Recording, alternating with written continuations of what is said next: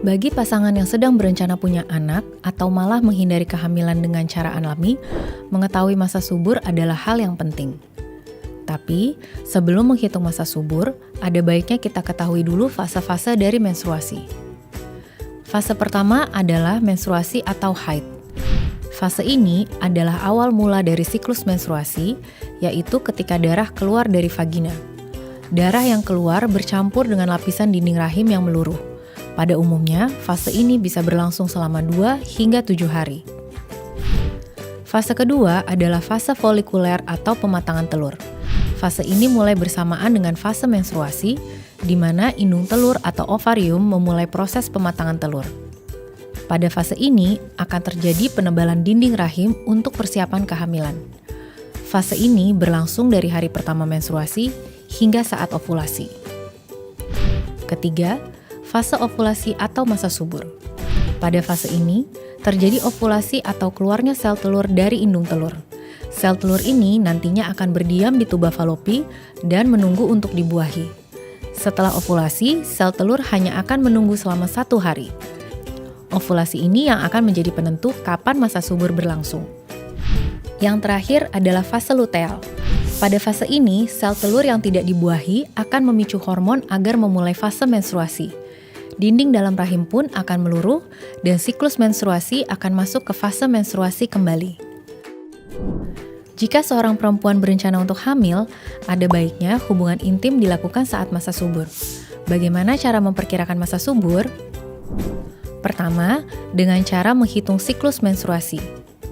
Siklus menstruasi adalah jarak antara hari pertama menstruasi dengan menstruasi berikutnya dihitung dari hari pertama menstruasi. Misal, jika bulan lalu menstruasi terjadi di tanggal 4 Januari, menstruasi bulan ini di tanggal 1 Februari, berarti siklus menstruasinya adalah 29 hari.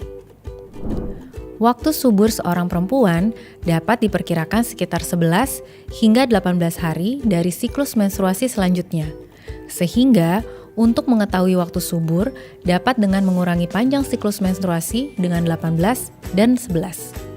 Jika seorang perempuan memiliki siklus menstruasi setiap 28 hari, maka waktu subur diperkirakan di antara hari ke-10 dan hari ke-17 dari hari pertama menstruasi. Sehingga, jika hari pertama haid terakhir atau HPHT dimulai pada tanggal 4 Januari, maka masa subur diperkirakan terjadi pada tanggal 13 atau hari ke-10 hingga 20 Januari atau hari ke-17. Oh iya, ini hanya berlaku jika haidnya teratur ya. Jika durasi haid tidak teratur, maka perkiraan masa subur harus dilakukan dengan mengamati siklus menstruasi selama 6 bulan. Lalu, mengurangi siklus menstruasi terpanjang dengan 11 dan terpendek dengan 18. Contoh, selama 6 bulan, seorang perempuan mengalami haid terpanjang 30 hari dan haid terpendek 28 hari. Maka masa subur diperkirakan hari ke-10 atau 28 dikurang 18 sama dengan 10, hingga hari ke-19 atau 30 dikurang 11 sama dengan 19. Jika masih bingung menghitung masa subur, gunakan aplikasi online yang tersedia di Play Store atau App Store. Metode kedua adalah dengan cara mengamati lendir serviks. Masa subur biasanya ditandai oleh lendir serviks yang lebih encer dan mulur. Sedangkan saat tidak subur, lendir serviks lebih kental dan bergumpal.